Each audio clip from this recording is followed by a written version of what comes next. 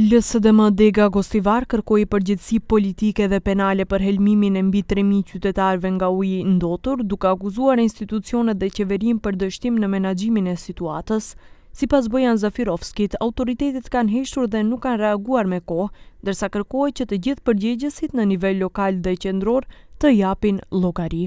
Додека граѓаните на Гостивар пиеле со денови отровна вода, Центарот за јавно здравје ја прогласи водата за исправна, а пред тоа 5 дена молчеа. По 200 луѓе се пријавувале во болницата во Гостивар и никој од здравствените власти не презел ништо. Сега го прачаат министерот за полиција да ни кажува процеси за хлорирање вода, министерот за здравство да ги напаѓа лекарите што проговореа за вистината во Гостивар.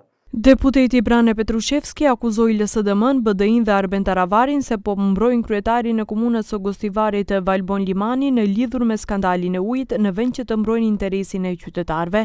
Ai tha se opozita po përhap gënjeshtra dhe panik me raportimet e vjetra, ndërsa kërkoi që Limani të marrë përgjegjësi dhe të jap dorëheqje.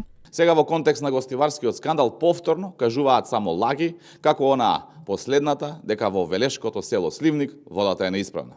И замислете, презентираат стари извештаи. Добронамерно ги советуваме да се освестат и да прекинат да шират лаги и паника и да се погледнат себе си.